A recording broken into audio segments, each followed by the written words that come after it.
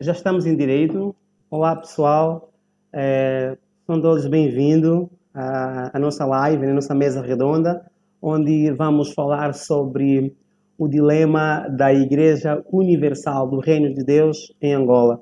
Nos últimos dias, nas últimas semanas, nós temos visto que a Igreja Universal do Reino de Deus em Angola internamente tem enfrentado certos problemas e está a ponto de se tornar um problema político e também um problema diplomático em si, que poderá futuramente envolver as relações, que poderá futuramente se envolver as relações entre Angola e Brasil. Nós sabemos que as relações entre Angola e Brasil começaram bem em 75, aos 11 de novembro de 1975, isso no mesmo dia em que foi proclamada a independência de Angola, mas muito antes disso acontecer, o Brasil já havia instalado o seu posto diplomático em Angola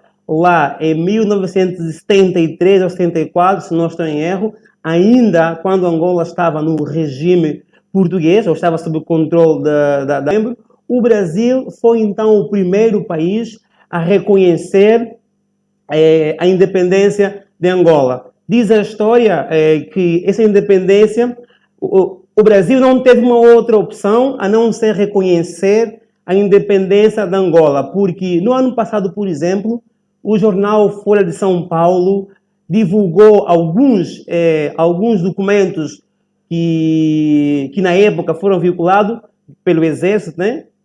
Que mostrou que o Brasil, no conflito angolano, cerca de 10 generais e mais algumas tropas também do Exército Brasileiro estavam em Angola na fase da independência, que era para apoiar a FENELA. A FENELA também era um dos movimentos políticos que lutaram para a conquista da independência em Angola. Inclusive, a FENELA teve uma luta para ocupar Luanda de modo a proclamar a independência de Angola em Luanda, que era controlado então pelo MPLA, na época, um partido comunista. Pois é, o Brasil apoiava a FENELA pelo fato da FNLA ser um partido filiado ou que tinha um apoio direito dos Estados Unidos, e sabemos nós também que na época o Brasil vivia sobre o regime militar ainda. Pois é, então aí o que acontece? Só que o MPLA contava com o apoio da União Soviética, né, propriamente da Cuba, e por aí conseguiu então derrotar a FENELA, e que é a famosa Batalha do Kifangono. E a FENELA não conseguiu, mesmo com o apoio do Brasil, proclamar a independência de Angola em Luanda. Pois é, todo mundo queria Luanda, porque Luanda seria então o centro das atenções a nível mundial, por ser a capital. Aí o que acontece? Teve que então o Brasil mudar a casaca e apoiar o Partido Comunista, que proclamou a independência de Angola. Aí foi então o Brasil o primeiro país a reconhecer a independência de Angola. De lá para cá, a independência de Angola, ou melhor, as relações entre Angola e Brasil passaram por vários momentos. Mas nos anos 80, percebe-se que foram praticamente nulas, não existia simplesmente relações. De 85 para cima, quase que não houve. Simplesmente tivemos algumas empresas como a Odebrecht já haviam emigrado para Angola e que faziam essa ponte. Aí entramos naquela questão da interdependência, não é? Não era mais os Estados, mas sim as empresas brasileiras que estavam em Angola e que faziam essa ponte das relações. O Fernando Henrique Cardoso, nos últimos anos do seu segundo mandato, ele então tentou reativar a política externa do Brasil olhando um pouquinho para a África, mas sem vertente política, aqui é algo científico. Foi quando então o Luiz Inácio Lula da Silva assume o poder e ele volta a se relacionar com Angola. Vale também realçar aqui que durante o percurso que as relações entre Angola e Brasil estiveram para baixo, digamos, Angola vivia também mergulhada no conflito armado. Nós sabemos que são poucos países que aceitam, claro, manter relações comerciais, diplomáticas com países em guerra. Também devemos ponderar isso aqui. Mas pronto, as relações foram indo até atualmente. Hoje em dia conseguimos perceber que em Angola existem várias empresas brasileiras, existem vários brasileiros que escolheram Angola, Luanda ou outras províncias para viverem, para trabalharem, e percebe-se que o brasileiro é bem-vindo, assim também como o angolano é bem-vindo no Brasil. Eu mesmo que vos falo, estudei no Brasil, morei lá durante muito tempo, trabalhei no Brasil durante muito tempo, e eu me senti bem também estar no Brasil, porque me senti recebido. E creio eu que é a mesma forma que os brasileiros em Angola sentem-se recebidos também e conseguem fazer lá as suas vidas. Mas, nesses últimos dias, temos visto essa questão da Igreja Universal. A Igreja Universal também chegou lá em Angola no começo dos anos 90, para oferecer uma esperança ao povo que sofria com a guerra, e hoje em dia é uma das igrejas evangélicas com mais membros em Angola. Nós sabemos que ela está representada nas 18 províncias que o país tem. É uma igreja de peso que tem muitos fiéis também. Professor, eu queria começar logo contigo. Como é que surgiu, como é que nasceu em Angola, no Brasil, a estrutura brasileira? Bem, em primeiro lugar, gostaria de agradecer o convite que o Vasco me fez, o painel de debate, digamos assim. Olha, Vasco, isso é uma questão bastante pertinente, mas bastante complexa. Eu tenho investigado, tenho pesquisado sobre esse tema já há muitos anos. Na academia já se criou-se já uma categoria que chama iurdiólogos, né? Que são os acadêmicos, sociólogos, antropólogos, principalmente, que estudam e tentam entender o fenômeno Igreja Universal do Reino de Deus. Portanto, isso eu já escrevi muito sobre isso. Então, eu penso que é um tema sempre pertinente, é um tema sempre atual, digamos assim. Para falar rapidamente, para não estar a monopolizar aqui muito, depois podemos voltar a essas questões. Brevemente, podíamos dizer o seguinte: a Igreja Universal ela foi criada no Rio de Janeiro, em 1977, uma igreja pequena, numa sala pequena, com cerca de 20 fiéis, pelo Edir Macedo. O Edir Macedo é aquilo que nós chamamos, na sociologia, baseando, portanto, em Max Weber, é um líder carismático nato.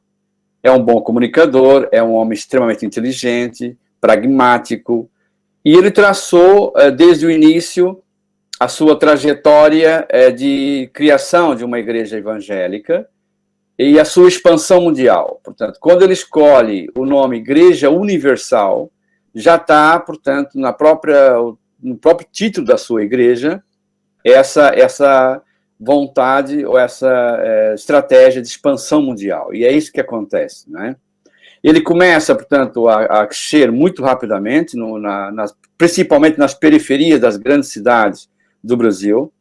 É preciso lembrar que o movimento pentecostal, que começou no início do século XX, na Califórnia, principalmente em Los Angeles, foi um movimento agregador que atraiu principalmente pessoas que eram excluídas da sociedade norte-americana. Estamos a falar de uma população negra, uma população hispânica, com uma forte incidência de mexicanos, de mulheres e de pobres, de uma maneira geral. Portanto, o pentecostalismo traz na sua gênese, né, a inclusão de segmentos da sociedade que são os que mais sofrem. Portanto, daí a conotação de que, normalmente, os pentecostais, uma categoria mais genérica que nós utilizamos, que são os evangélicos, dos evangélicos pentecostais, eles são maioritariamente pobres e de periferias das grandes cidades. E rapidamente entrou no Brasil e começa a se expandir nas favelas, nos bairros mais problemáticos, nas grandes cidades do Brasil. Essa estratégia de expansão, ele começa, a IURD chega muito rapidamente, em 77, começa a se expandir, vai para os Estados Unidos, vai para vários países latino-americanos, mas o que nos interessa aqui é Portugal, porque é o primeiro país de língua e expressão portuguesa. E por que o Edir Macedo escolhe Portugal? Pela questão da língua, e a estratégia dele era se instalar em Portugal e Portugal ser um ponto de apoio para a sua expansão aos países de expressão portuguesa, com forte incidência sobre os países africanos, os palopes. Então, basicamente, é assim que Angola entra nos planos e entra na história da IURD, através, portanto, de Portugal, através dessa estratégia de expansão. A questão da relação com o poder foi sempre muito evidente na IURD, não é? E percebe claramente na sua trajetória que é através do poder político, num primeiro momento, financiando e buscando votos dentro da própria igreja para eleger alguns políticos, deputados federais, estaduais e senadores, não estou falando especificamente no caso do Brasil, né, que tem essa estrutura política. Depois ela percebe, claro, Edir Macedo, porque ele é sempre o mentor muito centralizador e as decisões mais importantes passam, logicamente, por ele. E ele decide, portanto, ao invés de estar a financiar candidatos de outros partidos, ele começa, que já foi senador, já foi, inclusive, ministro de Estado no Brasil, não é? E que agora é o presidente da Câmara ou o prefeito da cidade do Rio de Janeiro, que é já um estado com mais de 51% de evangélico no Brasil. Então, essa estratégia de poder está muito evidente. Isso. Agora, em Portugal, tentou estabelecer essa estratégia de poder, mas a sociedade portuguesa é uma sociedade diferente do Brasil. Para já, porque a Constituição proíbe a criação de um partido de tendência religiosa. Não pode ter, na sua gênese, uma ligação a um movimento religioso. A Constituição portuguesa proíbe isso. Ele tentou criar um partido religioso, foi chumbado no Constitucional, o partido chamava Partido da Gente, então ele tentou por essa via, não conseguiu, porque a sociedade é completamente diferente da do Brasil, mas ele vai para Angola, e Angola ele tem uma ligação muito forte com o poder instituído. Se nós analisarmos a situação atual, por exemplo, hoje no Brasil, e ao longo da história da Igreja Universal, ela foi se moldando, por isso que nós na academia concluímos que a IURD, na verdade, ela é um movimento religioso camaleônico. Ela se adapta a determinados países e culturas. Ela tem uma linha central de poder, mas ela vai se adaptando, inclusive os seus rituais, o seu discurso, o público-alvo, campanhas, que logo, obviamente, um deputado, ou um senador, ou um próprio presidente da República, ela vai depois cobrar isso, né? Vai buscar dividendos dessa cobrança para as suas atividades empresariais. Também precisa entender que a IURD ela é uma empresa, do ponto de vista comercial, é uma empresa como outra qualquer.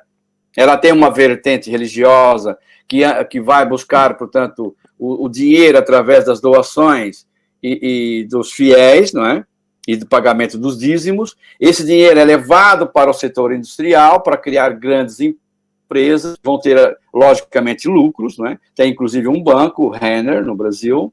Então, há aqui um areal. E com a igreja, com o canal Record, que é o segundo em audiência no Brasil, faz, logicamente, toda a apologia da IURD, não é? Fazendo uma publicidade evidente, né? No caso do Bolsonaro, amplamente apoiado pelo Edir Macedo, foi amplamente campanha, aceito todos os candidatos evangélicos no Brasil, com a URD em particular, tem imenso poder político junto ao governo Bolsonaro.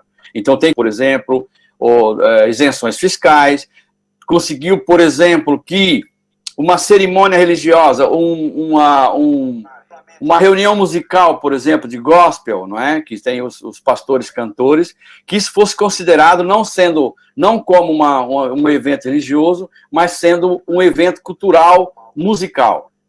E aí tem vai buscar dinheiro ao Estado, né? Há uma lei do Rouanet, que é uma lei de incentivo à cultura, que é uma lei federal.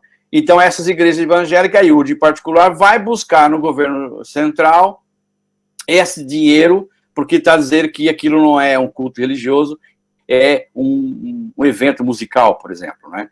Então, tem conseguido muitas coisas, muitos benefícios desse atual governo, do Bolsonaro, porque, logicamente, houve um grande apoio e Bolsonaro sabe perfeitamente que o Edir Macedo tem um poder muito grande, econômico, um poder político também, porque tem vários deputados do seu partido, né? Também está ligado diretamente a um partido. E esse poder, por exemplo, ele é transversal. Eu não queria dizer que existe uma relação direta entre IURD e Edir Macedo com o governo Bolsonaro, porque também já houve no tempo do governo Lula. Sim. Não podemos esquecer, quando ele inaugura o Templo de Salomão, em São Paulo, houve o que nós chamamos de um beijamão, e a antiga presidente Dilma Rousseff, e também o presidente do Senado, não é, dos cargos, que o Brasil é um país laico, portanto, essas grandes representantes do poder judiciário e poder político não deveriam se misturar, portanto, com essa questão da política. E o poder também na Globo, na Rede Globo Televisão, que é o principal oponente da IURD no mercado de mídia no Brasil. Negócio do Edir Macedo em Angola, é isso. Ele, ao mandar essa carta para o seu homólogo, entendeu? Ele está mais ou menos a defender o negócio do seu empresário, digamos. Exato, isso mostra claramente de que lado está o presidente do Brasil e a cumplicidade que existe entre o Edir Macedo e o Bolsonaro. Um minuto, gostaria de dizer que essa questão das rupturas dentro da IURD, o que ocorreu em Angola não é um caso do cunhado, o famoso R.S. Soares, e depois ele deu um golpe no próprio cunhado, porque ele queria ter um poder único, ele era um poder soberano, e o R.S. Soares, portanto, já escreveu sobre isso, falou, denunciou, ele saiu e criou uma outra rival, que é a Igreja Internacional da Graça de Deus, não é? Então, essa questão da ruptura não é uma coisa nova dentro da IURD, mas e por que ela acontece? Porque ele tem um poder extremamente centralizador, ele não dá margem, portanto, para que ocorra um governo paralelo. E essa estratégia em Angola, por exemplo, e não é só em Angola, mas em várias partes do mundo, já estudei a IURD em vários lugares do mundo, o que ele faz? Ele vai buscar pastores locais, porque a questão da identificação étnica é importante. Eu estudei a IURD, por exemplo, na Itália, e a IURD tenta colocar pastores italianos à frente da mais centralizador. Então, por exemplo, uma pessoa até que eu conheci pessoalmente na Itália, que é o Júlio, que é o genro do Edir Macedo, e aí nós tivermos tempo, podemos falar um bocado sobre essa questão não só da ruptura, mas da sucessão do Edir Macedo dentro da igreja, né? O Júlio é um forte candidato, ele é responsável pela implantação da IURD na Europa. E então essa questão da fragmentação não é uma questão nova dentro da IURD, e até hoje a família está um bocado fragmentada, porque o Edir Macedo tem 75 anos, né, e começa já a pensar em termos de sucessão. Tem uma filha que é muito ambiciosa, que é a Cristiane, que é o prefeito da cidade do Rio de Janeiro, que tem também aspirações de ficar como líder da Igreja Católica, da Igreja da Universal, perdão. Então, aqui também uma estratégia de poder interna à própria instituição. Uhum. Ok. Eu queria dar boas-vindas ao Ibamba. Estás a nos ouvir? Itamba, estás a nos ouvir? Estou sim. Está bem. Ok, Itamba, está bem. Só ouvir. Seja bem-vindo, então. Caloeio, tu que és também formado em teologia, né, segundo o teu currículo, como é que a Igreja Universal em Angola conseguiu ter esse poder, não digamos político, porque político ainda não é notável assim em Angola, entre aspas, digamos, em olhos nus, como é no Brasil. Como é que a Igreja Universal em Angola conseguiu ter esse público grande, ter esse poder grande na sociedade? Então, Leonardo não, Vitor Fernandes. Leonardo não, eu já estou batizando aqui uma outra pessoa. Agradeço também a oportunidade que se estende até a mim e aos possíveis ouvintes que estão a ver aqui esse nosso diálogo, né? Esse encontro.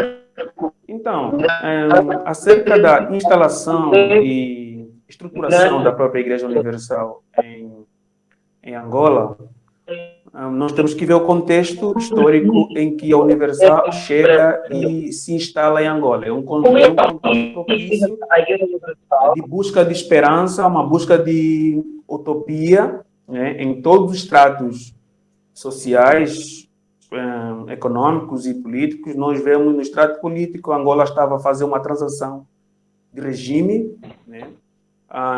Em questão econômica, Angola estava a se abrir de uma maneira um pouquinho mais efetiva para a economia liberal.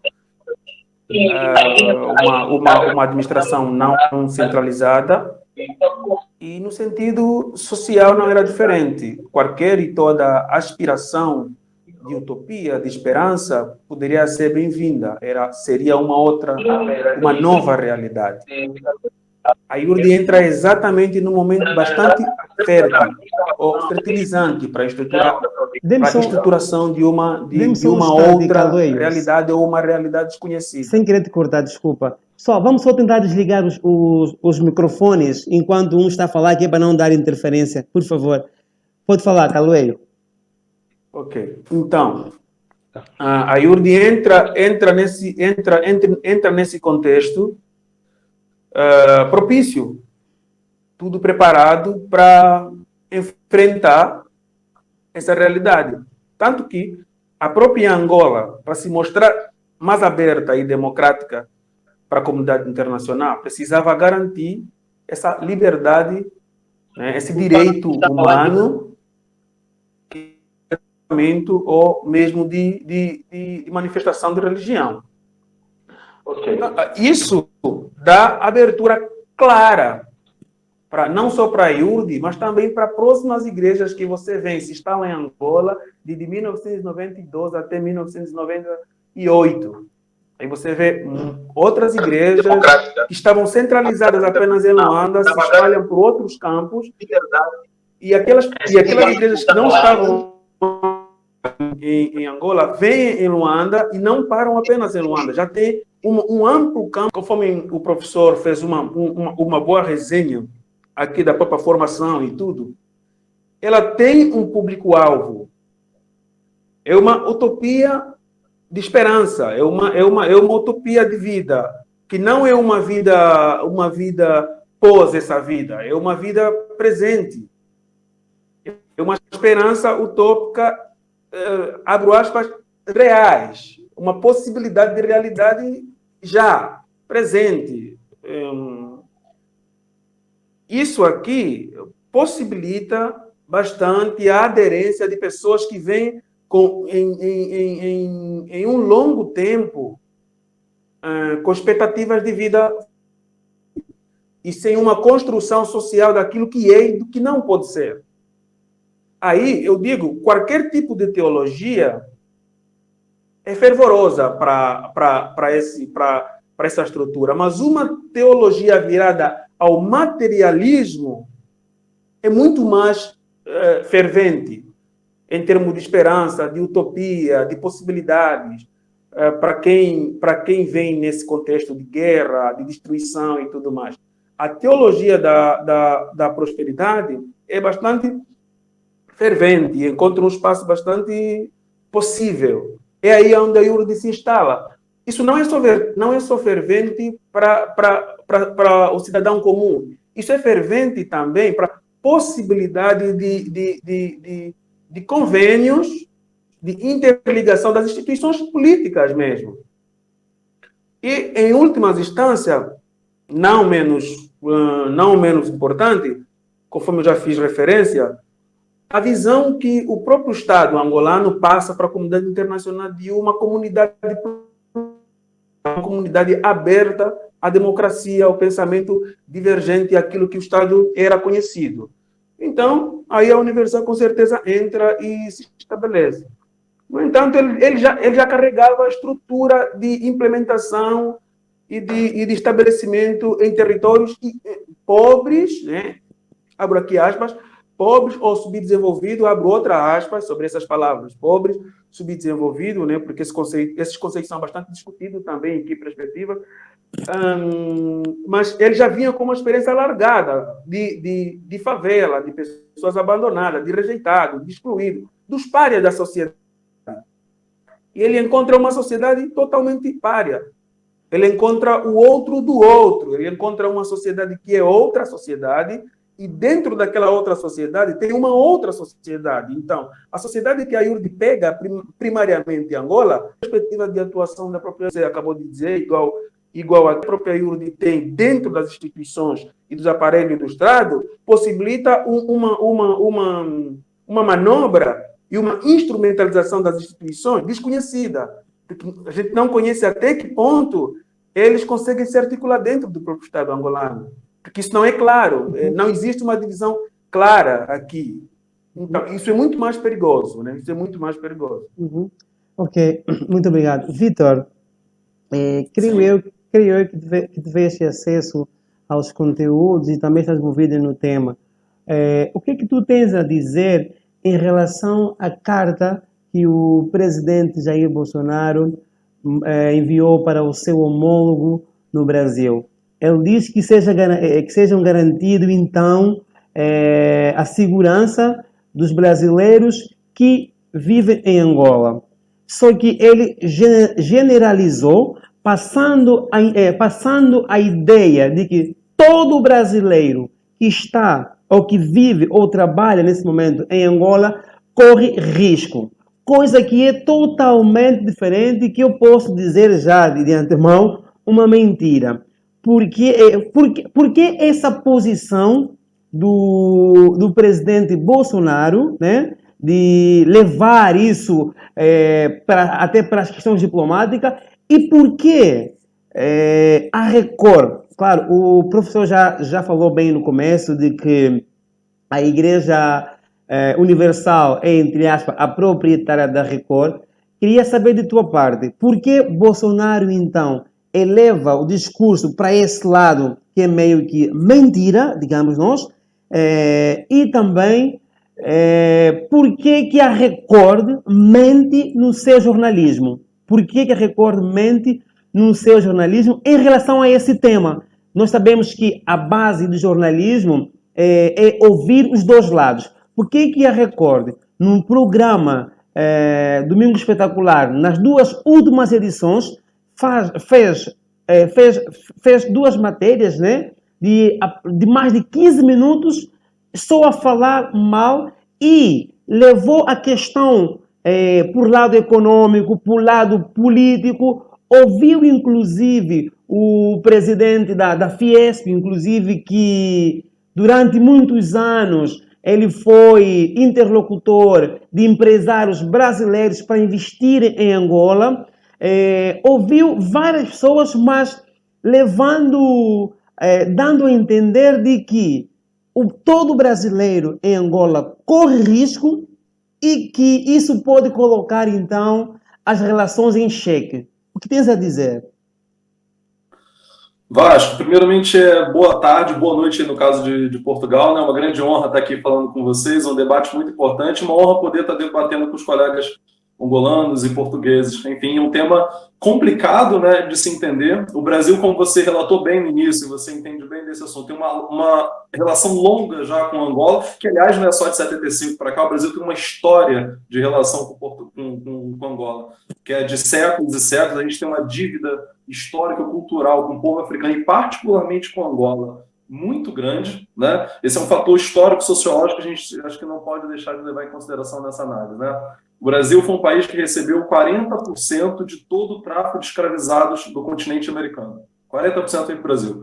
E a maior parte desse saiu do porto de Luanda, saiu de Angola, da região Angola, do Reino do Congo, enfim. Então a gente tem uma relação que é muito antiga e muito longa com Portugal.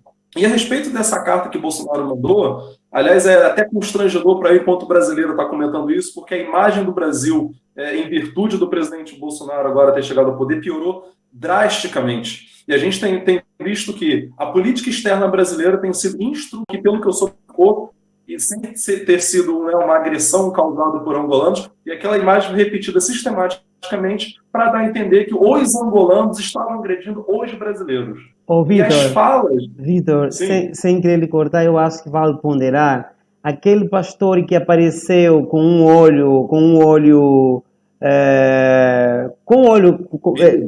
ferido na câmera do cinegrafista, bateu com os óculos e eles aproveitaram aquela deixa que é para fazer foto, mostrar que foram tudo. Você vê o nível de manipulação e, como você falou mesmo, da qualidade do jornalismo, o nível das reportagens da Record sobre isso. Primeiro tempo já diz muita coisa, né? Porque 15 minutos com essa reportagem? Logicamente tem interesse. E outro que não tem contraditório ali naquela reportagem, uma reportagem que só tem um lado, você não dá voz em momento algum aos angolanos, né? Aos angolanos em conflito ali com a Igreja Universal. Então a gente vê que aquela reportagem, na verdade, é uma propaganda da Igreja Universal. A Igreja Universal, como bem pontuou já o professor, é um conglomerado de mídia poderoso no Brasil. E vamos lembrar que a gente está na era também das fake news, né? Vamos lembrar que a gente está na era em que a população brasileira, aliás, como mundial também, está cada vez mais descrente da mídia tradicional. Aqui no Brasil, por exemplo, tem uma guerra midiática, que também é uma guerra política, de aqueles que são apoiadores do presidente Bolsonaro não assistem mais a TV Globo e assistem só a Record, porque a Record é uma TV que apoia o presidente Bolsonaro. Então, o Bolsonaro ali, essa carta parece que foi feita com o mesmo teor da reportagem feita pela TV Record. E, aliás, uma outra coisa extremamente lamentável também, as falas dos políticos brasileiros na reportagem da Record é um tom completo, claro, com exceção de o Randolph, que foi uma decepção, porque é um político que eu vinha com bons olhos, mas eles usam um nacionalismo brasileiro bobo, que tem sido muito insuflado recentemente com o governo brasileiro, em que fala de uma defesa dos interesses brasileiros, como se os brasileiros estivessem sendo atacados em Angola. Muito obrigado, Vasco. Boa noite, caros amigos. Bom, a questão que se coloca, eu não sei, né? Eu tenho uma ideia muito diferente. Eu vejo as coisas de facto diferente e inicialmente falou-se que é um debate académico. Sim. Eu considero aquilo como referência dos assuntos internos do Estado. Eu acho que não. Eu acho que é de facto uma pressão, não é, que o governo brasileiro está a fazer o governo angolano relativamente à questão que nós todos estamos aqui a acompanhar, né, na Igreja Universal. Bom, esta chegada, estes deputados em Angola, a presença dos mesmos, eu não, praticamente, pessoalmente, não vejo isso aqui como sendo um mau comportamento.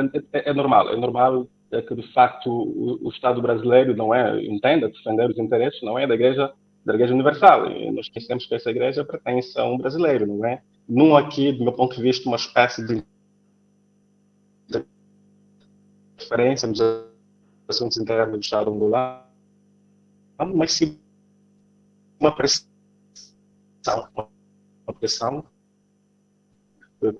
que isso ocorre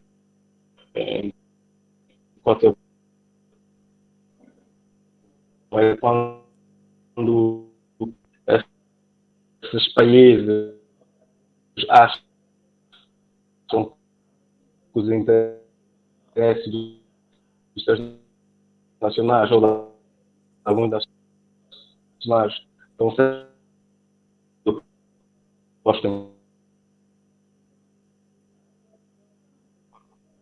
Alô?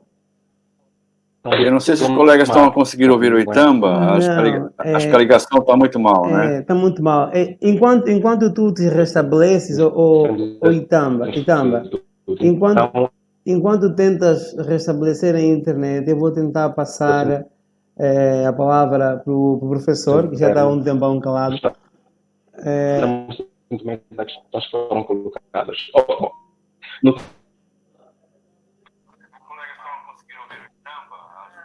Alô? Sim, nós ouvimos-te com algum corte. Eu disse, enquanto vamos tentar restabelecer o sinal contigo, vou falar com o professor. Professor, eu faço a mesma pergunta que eu fiz ao Itamba. montar uma comissão de deputados e senadores para irem para Angola de modo a verem a situação que realmente acontece lá. Não é uma pressão, não é uma interferência, uma ingerência de um Estado no outro. Será que realmente a intenção é do governo Bolsonaro ir lá para defender aquilo que é brasileiro lá, mas com o discurso de que vão lá simplesmente para pedirem que se faça então o controle, que se faça ou que se dê a proteção dos brasileiros lá? Realmente não é uma ingerência?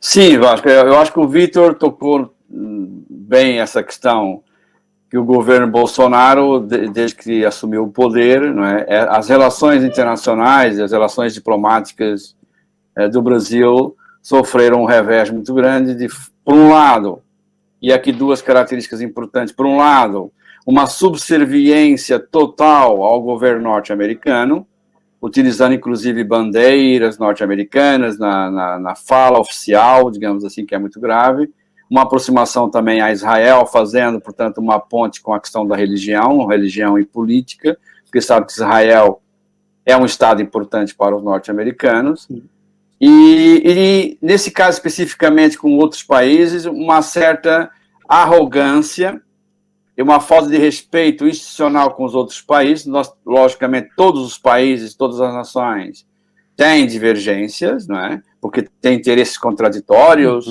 econômicos, etc., os geopolíticos, não é? Mas é preciso agir dentro de uma norma diplomática de respeito pelos outros estados, não é? E é evidente que o caso de Angola, há uma evidente arrogância do governo Bolsonaro para com o governo angolano, em particular ao povo angolano, que é o que é representado, pertinente, da maneira como a Record instrumentaliza, portanto, passa a mensagem oficial, essa atitude ou essa ação em Angola é para defender basicamente os interesses econômicos da IURD, que está, como é evidente, que é muito grande também em Angola. Como eu tinha explicado, a IURD tem um império empresarial paralelo ao da igreja, não é? E há circulação de dinheiro de um lado para o outro. Por exemplo, quando a IURD quer se instalar num país, é esse grupo empresarial que vai financiar a implantação da igreja. Portanto, há aqui uma circulação de dinheiro dos dois lados, não é? E, logicamente, com a questão do poder político atualmente, que é muito grande com o Bolsonaro, e aí eu concordo com o Vitor, lendo com atenção, parece mesmo que não foi o Bolsonaro, não foi o seu ministro das Relações Exteriores que escreveu aquele documento parece que foi feito à medida, né, para o Bolsonaro expressar aquilo que a Igreja Universal quer que realmente ele expresse, em termos de poder político. Ok. Caloeio, a mesma pergunta, tu também que és formado em Relações Internacionais. Posso complementar uma coisa, então, enquanto isso? Está à vontade. Pode falar, Vitor. Vasco? Sim. Eu acho que eu o Vasco. Sim, pode falar. Estava com o microfone desligado, desculpa. Também, pode falar. Eu queria complementar, só para quem é de fora do Brasil talvez não tenha essa noção do quão importante que é o apoio dos evangélicos para a sustentação do governo Bolsonaro. Sim. Os evangélicos são o principal grupo de sustentação do governo Bolsonaro hoje. O governo Bolsonaro é um governo de direita, de extrema direita, as faixas mais ricas da população. Foi eleito com o apoio dessa elite, foi eleito com o apoio da classe média brasileira, uma classe média que historicamente é aliada das elites, com todo um contexto bem complicado. E entre os pobres, Bolsonaro teve pouco voto, pouca aprovação. A maioria dos pobres, a região nordeste do Brasil, por exemplo, votou mais no Partido dos Trabalhadores, no PT. E os pobres das outras regiões do Brasil, em sua maioria, votaram no governo do PT, no Fernando Haddad. Quem foram entre os pobres que votaram no Bolsonaro? Os evangélicos. Esse é um fator fundamental. E o voto dos evangélicos, como bem comentou o professor, é um voto de cajado, né? A gente se referia aqui antigamente como voto de cabresto, quando os coronéis que mandavam no interior do Brasil mandavam que a pessoa votasse o candidato. Hoje a gente usa esse termo, né, o voto de cajado, que é muito poderoso. Para as pessoas terem uma noção do quanto isso é poderoso no Brasil, o atual governador do Rio de Janeiro, ele tinha 3% de intenção de voto no dia anterior, na última pesquisa, foi 2 dias antes da eleição. Quando chegou no dia da eleição, ele foi eleito, sem que ninguém conhecesse ele. Por quê? As lideranças evangélicas puxaram voto para ele no dia anterior à eleição. Para você ver o poder de convencimento que essas lideranças evangélicas têm. Então, se essas lideranças evangélicas, e a Igreja Universal é talvez a mais poderosa, mais organizada, porque tem televisão, porque tem todo um aparato ali empresarial junto com ela. Se igrejas evangélicas retiram o apoio ao governo Bolsonaro, esse muito provavelmente não consegue se sustentar. Então, o Bolsonaro precisa defender os interesses da Igreja Universal. Ok. Caloeiro, a mesma pergunta para ti.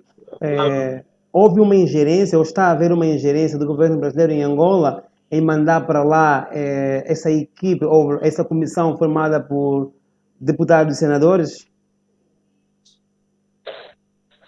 Do governo brasileiro ou do Estado brasileiro ao Estado angolano, até o momento.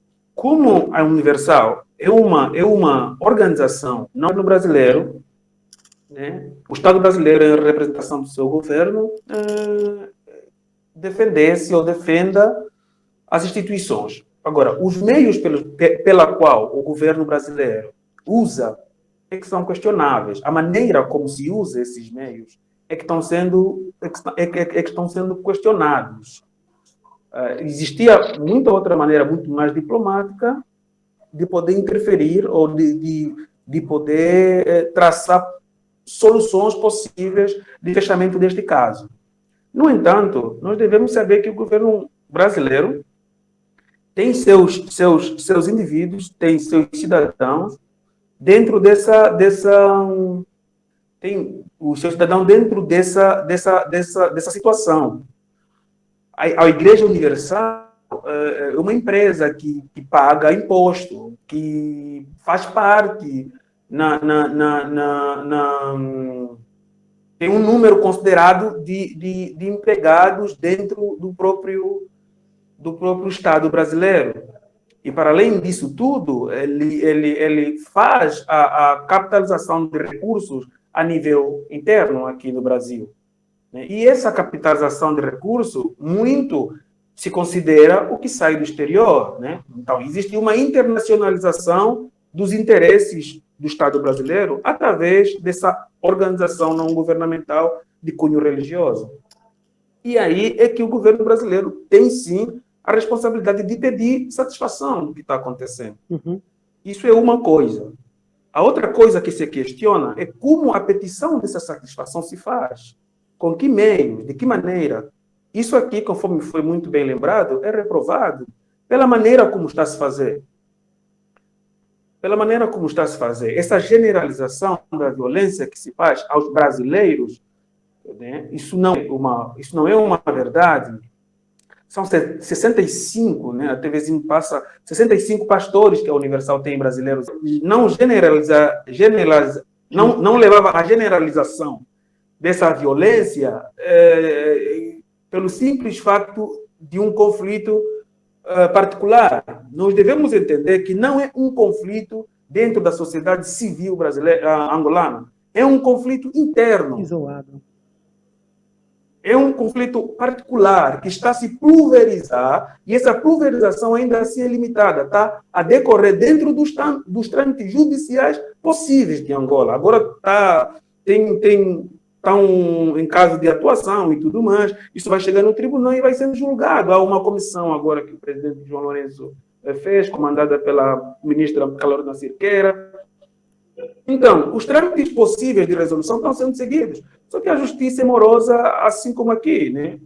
E com mais brevidade possível, o Banco BIC e o SOA agora fizeram bloqueio de contas da Igreja Universal. Isso para defender, em outros pontos também, interesses de próprios brasileiros, já que uma parte do pessoal dissidente que está saindo também tinha autorização de pegar o próprio dinheiro lá, assim como aqueles que estão dentro têm, para maior organização desse conflito. O Banco BIC usou, numa decisão bastante assertiva, faz um bloqueio dessas contas. Tem outras questões aí que se levantam. Como vai ser feito o pagamento, como vai ser feito a própria dinâmica da organização em si. Né? Mas eu não tive acesso ao documento oficial que bloqueia esses valores. Não creio que o bloqueio seja total. Né? Eu creio que a escolha de pagamento e uma reserva para funcionalismo da própria organização ainda está a circular.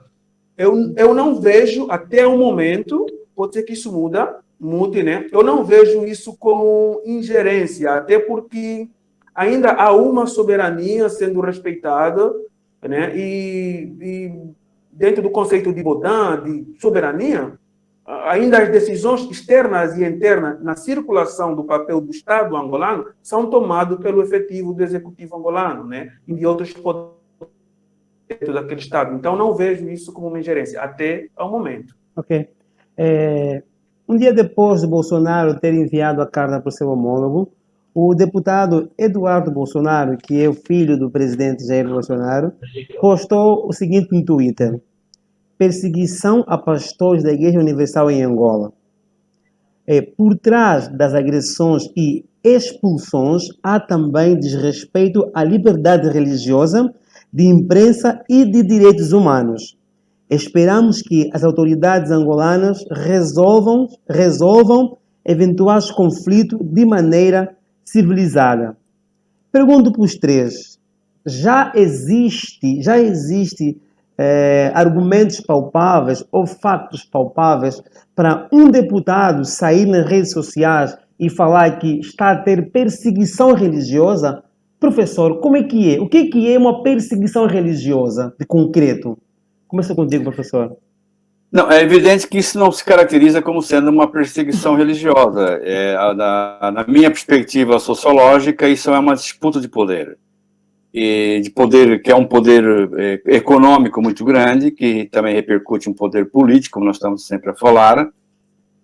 E eu gostaria também de discutir isso com os colegas angolanos, que estão por dentro melhor, conhecem melhor a realidade dessa situação, porque a minha perspectiva, e pela experiência da IURD em outros lugares, e a própria alguns momentos históricos de ruptura que ocorreram dentro da própria história da IURD no Brasil, né, como já sei com o R.R. Soares, etc., sobrinho Crivella. Sim, em Angola também, essa ruptura não tem a ver também com uma busca de poder. Ou seja, se isso também, que tem grandes deficiências de infraestruturas, etc., milhões de dólares que são transferidos, são retirados da economia angolana e são transferidos para outros países, não é? Se isso não pode ser caracterizado como um golpe palaciano pelas lideranças angolanas para ficar com esse império da IURD em Angola. Esse eu acho que é uma questão pertinente a discutir também. Pois é. Mas voltando à questão do Vasco, não, só para completar, isso sociologicamente não se caracteriza de forma nenhuma como uma perseguição religiosa. Isso é disputa de poder, não tem nada a ver com religião. Ok, está bem. Os nossos dois amigos que estão em Angola, Itamba, o professor falou, não será um rompimento para que os bispos, os pastores da IURD em Angola possam ter acesso a essa máquina financeira que é a Igreja Universal na sua totalidade? Esse corte que existiu, não é para isso também?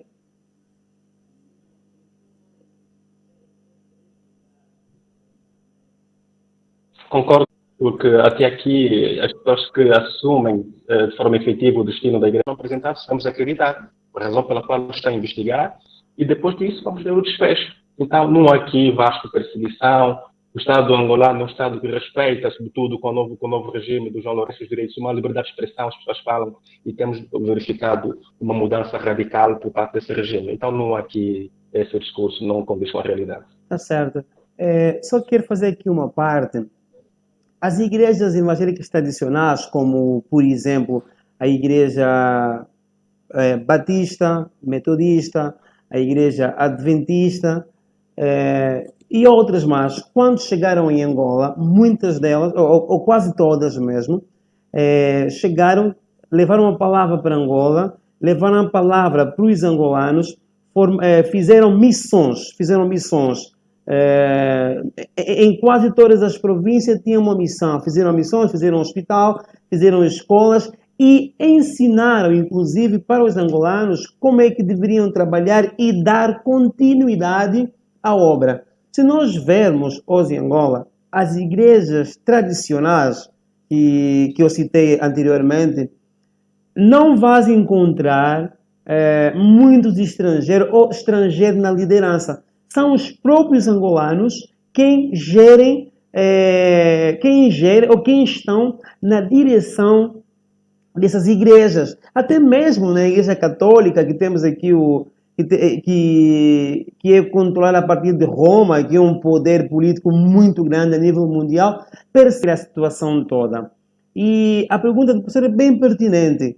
Carloeio, percebe-se realmente que a Igreja Universal não seguiu o mesmo passo, ou os mesmos passos, adotados pelas igrejas tradicionais, que eu já citei anteriormente, que é de chegar lá, fazer a missão, ensinar, levar a palavra e depois deixar caminhar com o evangelismo. Mas não, percebe-se ali que a intenção da Igreja Universal não está em salvar a alma, mas sim fazer aquilo uma máquina de dinheiro, fazer aquilo uma fonte de renda. Isso é que a olhos nus podemos ver. Então, não é hora, talvez os pastores angolanos da IURD, não é hora sim de darem um basta nisso e fazer o mesmo que as outras igrejas fizeram anteriormente, embora que muitas delas chegaram em Angola muito antes da descolonização. O professor fez uma boa pergunta. Não é hora de fazer esse corte? Pensam assim os pastores angolanos. Por exemplo, numa metodista ou adventista, que você fez referência aqui, ou uma batista, uma igreja tradicional, bastante forte e com uma tradição mesmo em Angola, como a metodista, inclusive, que tem traços desde a fundação de Angola como um Estado soberano moderno, né, dentro desses limites westfalianos, até agora. Mas você vê que existe uma separação bastante clara entre o que é sacro e o que não é sacro nessas instituições. Ainda que eles tenham um papel social bastante forte e tem até, inclusive, pessoas dentro do aparelho do Estado, pessoas que foram formadas, nascidas, como é o caso da mesmo os quimbanguistas com a FNLA e o próprio MPLA com a metodista. Existe uma ligação histórica da igreja e se mesclam nas manifestações populares ou jornalísticas da Record aqui. Você não consegue entender quando é que é um jornalismo, no ponto de vista profissional, e quando é que é universal a emitir uma nota, que a Universal também não é proibido de emitir nota através das redes possíveis de comunicações televisivas ou mídias, no geral. No entanto, voltando para a tua pergunta, o tipo de administração eclesiástica universal é uma administração episcopal. A administração episcopal, diferente da congregacional, como é a metodista ou a batista, onde um grupo de pessoas, um grupo do clero, normalmente da comunidade, decidem e discutem quais são os meios possíveis daquela instituição, daquela comunidade, daquela congregação, a palavra certa será isso, daquela igreja, estritamente naquela sociedade, naquela comunidade. Né? Isso tem muito a ver também com essas instituições se formaram. Aí teríamos que voltar lá atrás, em 1517, na própria reforma, e como isso passa para os Estados Unidos, que tipo de sociedade os Estados Unidos tinha naquele momento, como era a organização política em si do próprio Estados Unidos, e como essas sociedades, como essas igrejas, como parte da sociedade civil, também se organizam. Na Universal, o tipo de liderança é episcopal. Isso significa dizer que uma pessoa decide numa determinada igreja. Em esfera municipal, no município, uma só pessoa decide. E isso vai subindo em detrimento às hierarquias que a igreja tem. Quando chega a nível global, uma só pessoa tem autonomia de dizer o que é ou não, dentro do tipo de administração eclesiástica.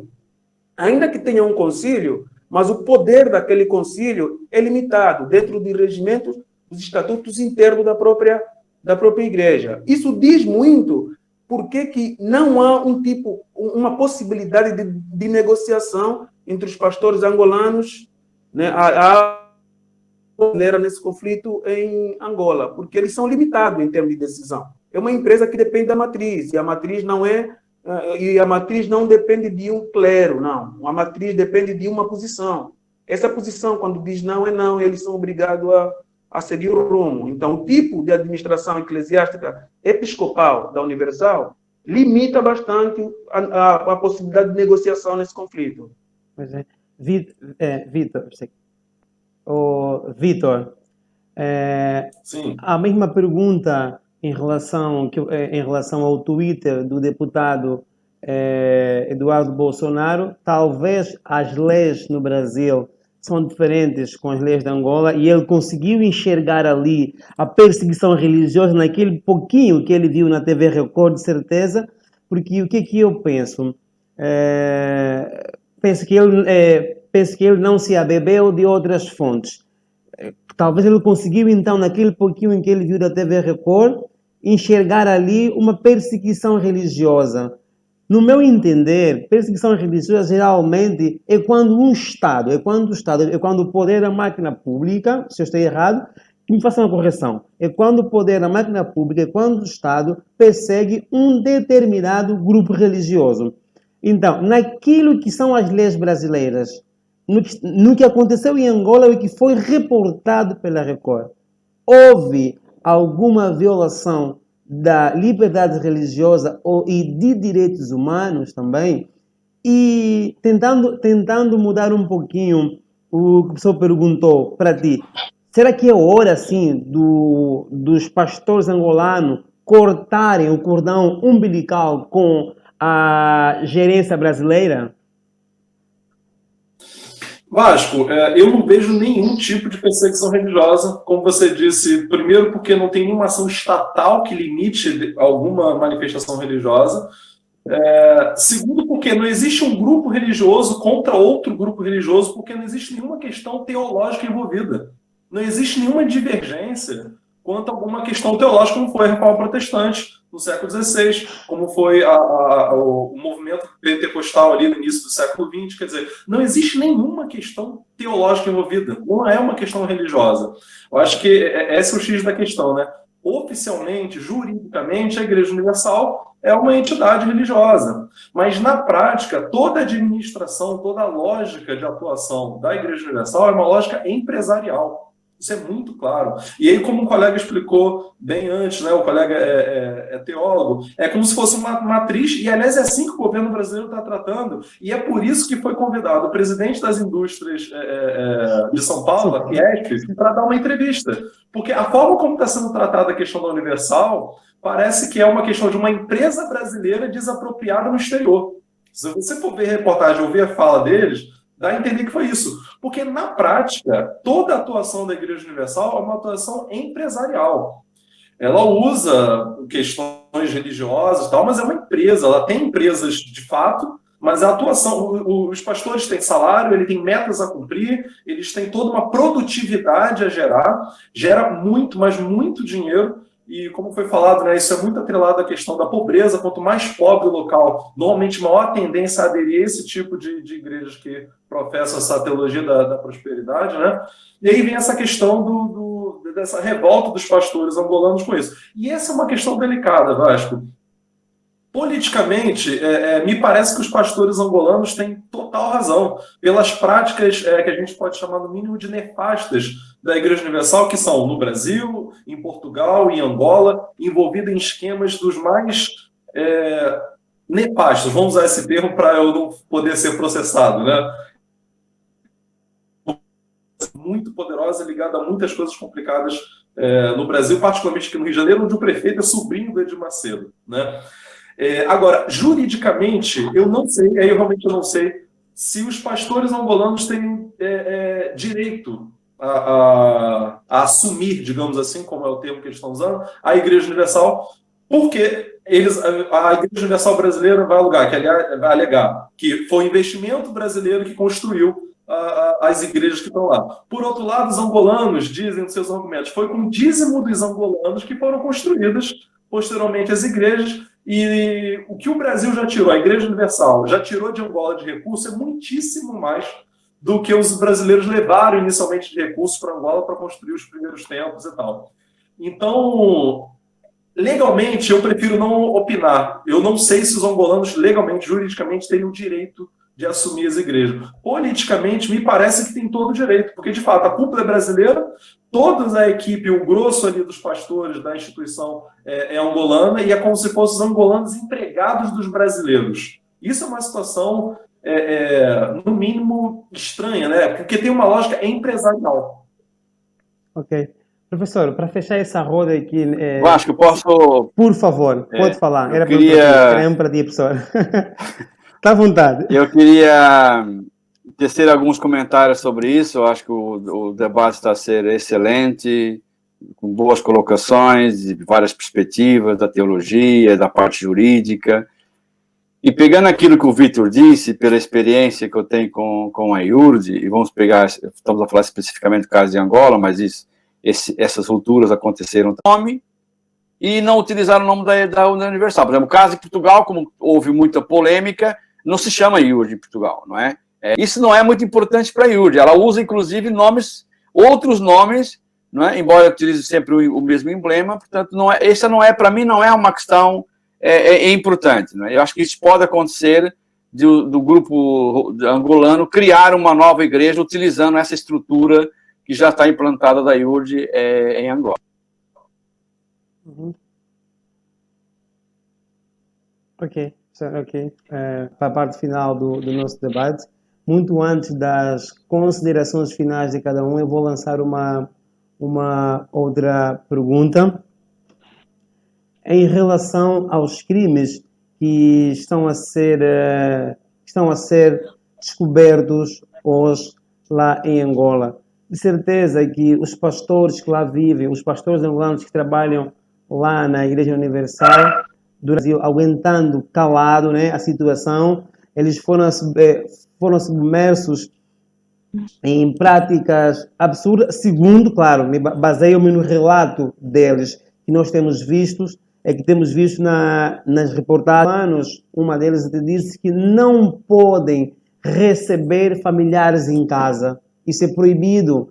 Eles não podem, dizem eles que não podem, cristão, e nós sabemos que o homem e os filhos é uma bênção num lar, é uma bênção num casamento. Como é que uma igreja que prega a esperança, entre aspas, e proíbe com que os seus membros, com que os seus obreiros ou pastores venham a procriar? Se Deus mesmo falou se Deus mesmo abençoa a procriação, não é?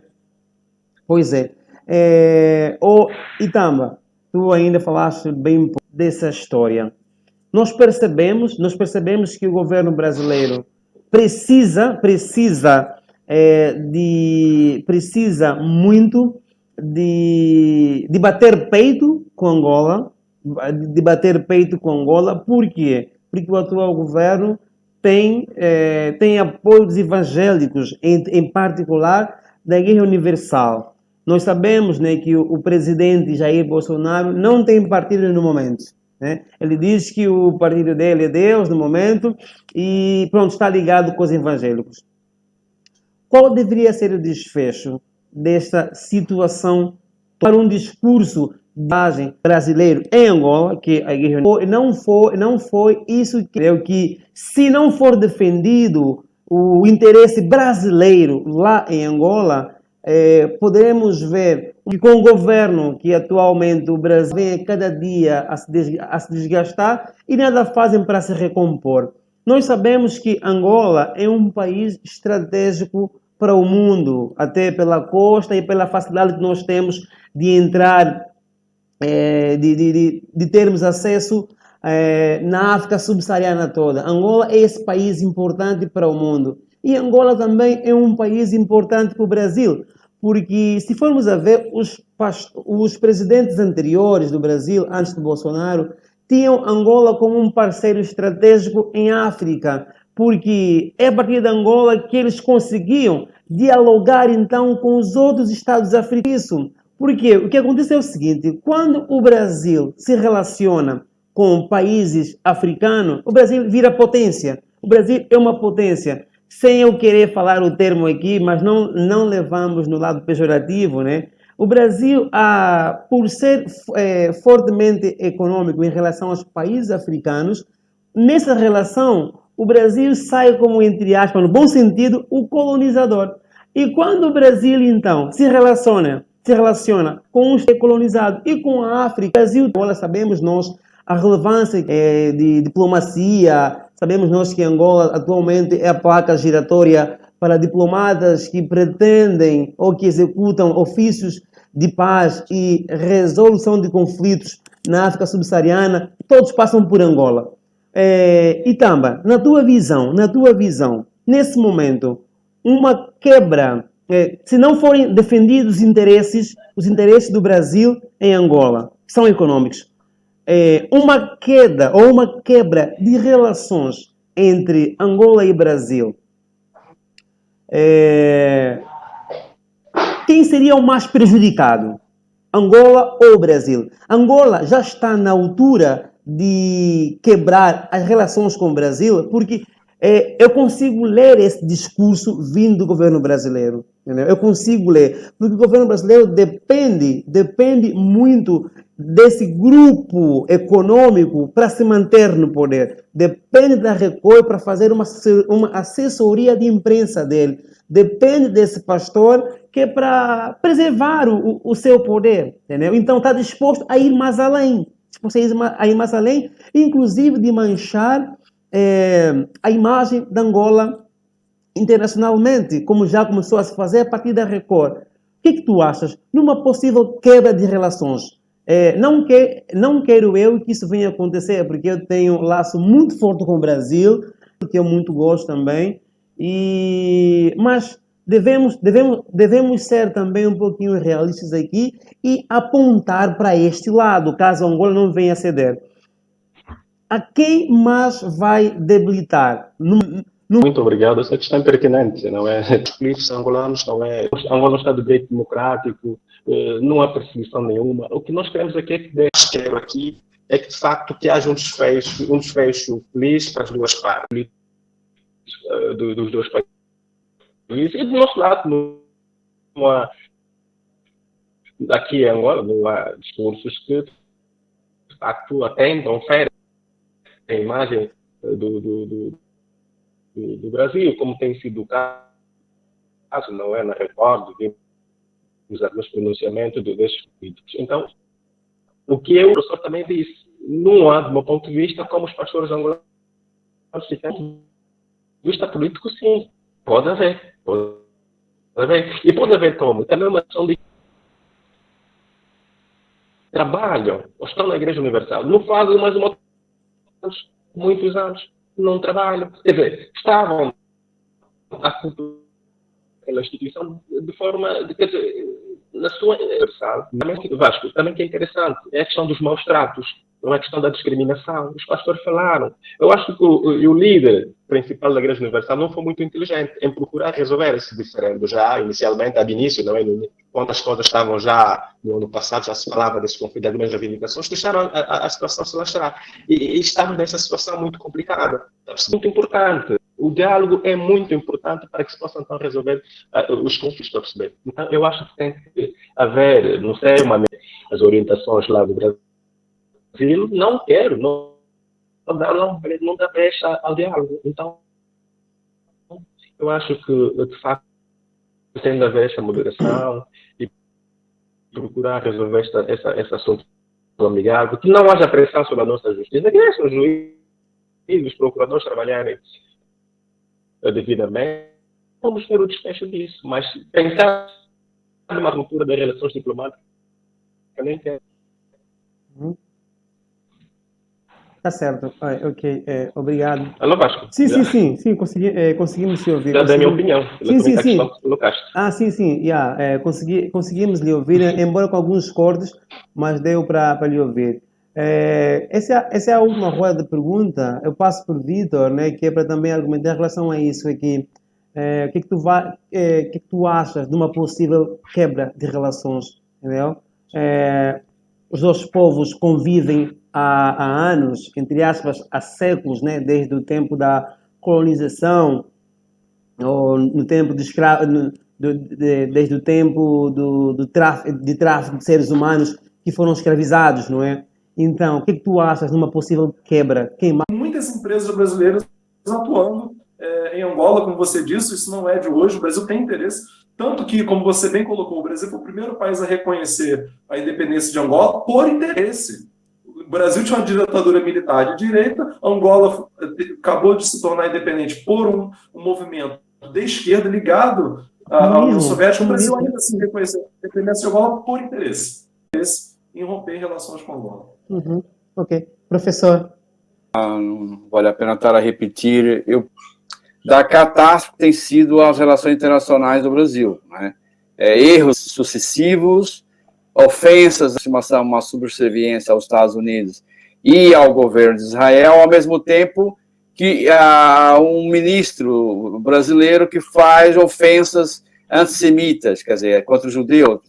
É completamente de loucos, né? Quer dizer, como costumamos dizer, não é fácil entender essa atual situação no Brasil, cometem erros sucessivos, mas eu penso que se o caso especificamente de Angola, que é o tema da nossa discussão, é um conflito localizado e não vai ocorrer um rompimento diplomático entre as duas nações. Ok. Caloeio, aí tu falarias um pouquinho sobre isso aqui e também darias já as suas considerações finais. Que dentro das negociações, né, principalmente Putman, fala que existe o Putman faz é muito claro quando ele fala sobre negociações. Existe uma ambiguidade, não diria ambiguidade, existe uma diferença de um país norte e um país sul, clara, né, uma diferença clara nas relações de qualquer nível possível de um país norte e sul, né, globalmente falando. O Brasil está numa posição, segundo a CEPAL, os estudos da CEPAL, Paul Brittin, o próprio Celso Furtado, o Carlos Prado Júnior, esses economistas, fundadores da CEPAL e tudo mais, eles categorizaram o Brasil como uma região semiperiférica, que numa relação, que segundo Putman, numa relação possível com qualquer país periférico, tecnicamente, repito, tecnicamente colocaria o país periférico em uma desvantagem de negociação. Tecnicamente apenas, só teorias.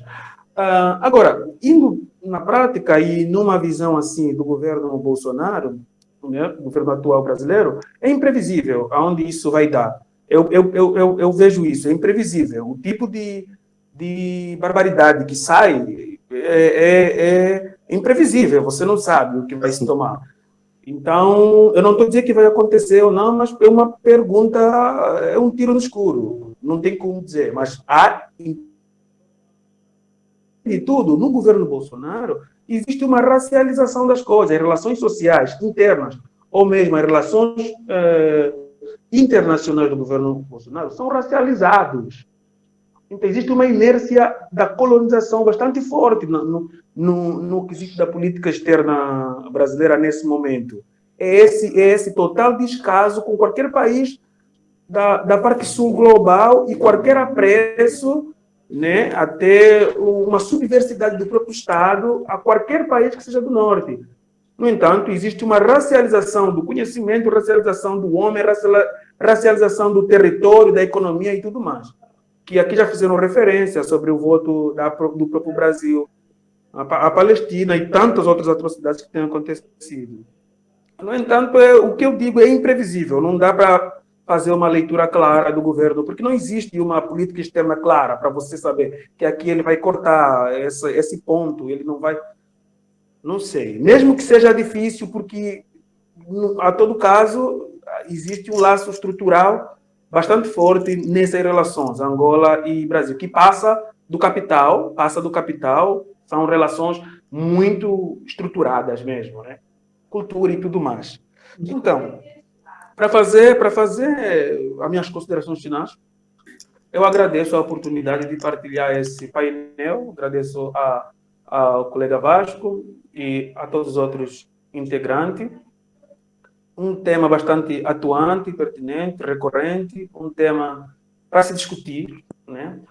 Principalmente tentamos entender isso em outras variedades, em outras áreas, essa multidisciplinariedade, né? Até essa transdisciplinariedade, essa adisciplinariedade, falamos de coisas que nem são disciplinares, e tentar entender isso, esse fenômeno localizado e até temporal, no meu ponto de vista. Eu não tenho nenhuma outra coisa a dizer, a não ser gratidão, né? Gratidão. Ok, Foi bastante proveitosa a reflexão Tá na bem. tarde de domingo. obrigado. Itamba, as suas considerações finais.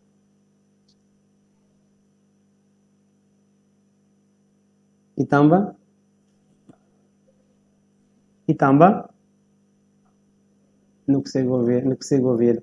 Vitor, Muito obrigado, Vasco. Gostaria Ah. mesmo de agradecer por esta oportunidade também que me deu, de estar ao lado. Enfim. Está a me ouvir? sim, pode falar, estou a ouvir, pode Alô? falar. Está a me ouvir agora? Sim. Estás a me ouvir? Sim, agradeço por tudo, por esta oportunidade que me deste. É uma boa iniciativa, faça mais vezes, não é? E agradeço também aos colegas, também é uma honra estar ao lado, debater com muito ilustres doutores que estão aí presentes.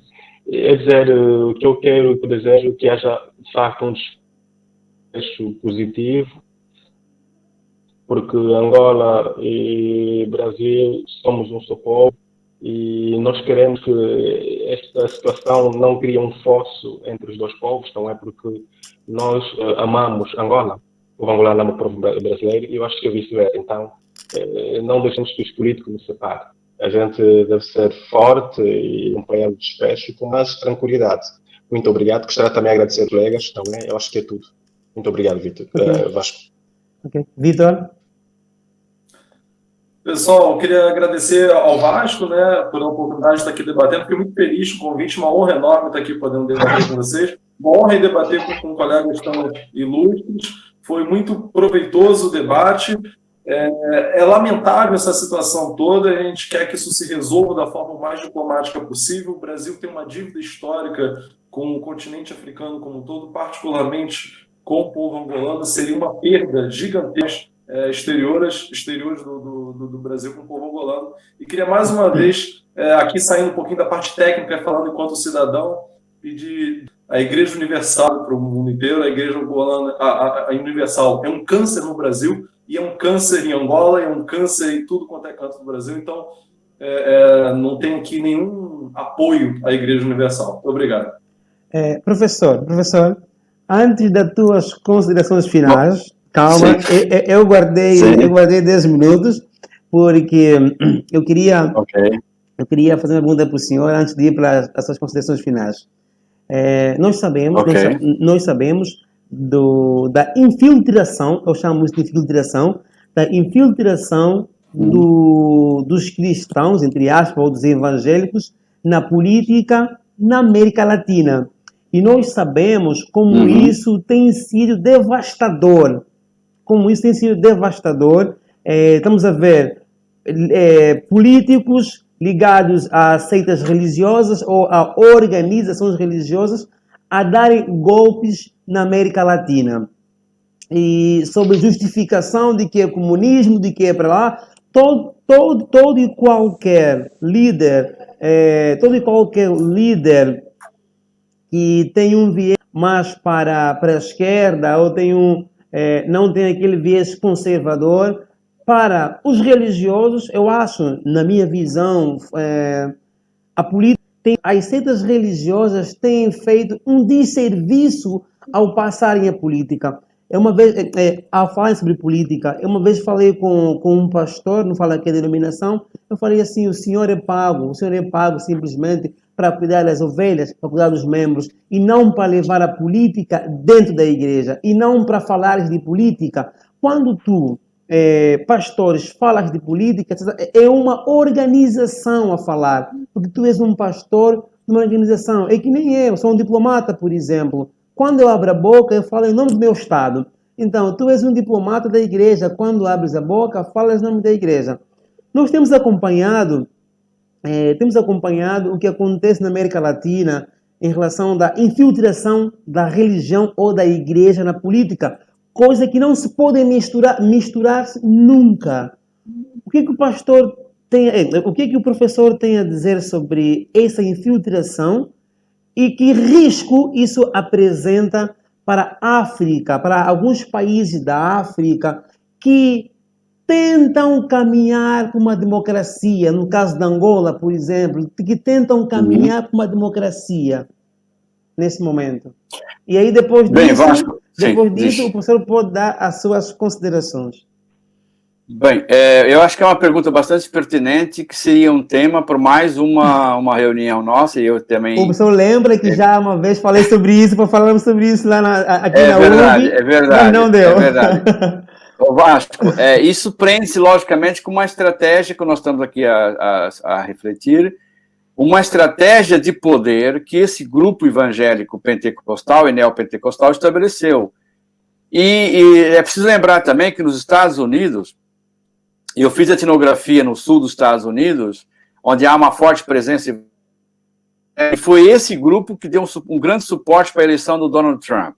Então, essa relação de poder, ela está presente naquela velha tradição do quintal, do democracias frágeis, e que, logicamente, que terão, digamos assim, mais dificuldade em estabelecer um sistema democrático mais representativo se essas igrejas evangélicas tomarem o poder ou passarem a ter um pouco mais de poder. Só para dar um exemplo da estratégia norte-americana, não estou dizendo que os Estados Unidos sejam culpados disso tudo, mas é um grande idealizador e um grande financiador do movimento de direita que está a exportar para o mundo todo, e a América Latina e a África em particular. Eu fiz etnografia, por exemplo, em Camboja, por acaso essa etnografia foi financiada pelo próprio governo norte-americano, mas um organismo que tem nada a ver com o Donald Trump, é um organismo mais livre. Vocês terem uma ideia, nos últimos 10 anos, a população de Camboja, há 10 anos atrás, 96% da população era budista. Em 10 anos, eles conseguiram converter esse movimento evangélico de direita, né, de ligação com a direita, conseguiu converter 10% da população. Eles conseguiram converter quase 10 milhões de cambodianos para o movimento evangélico.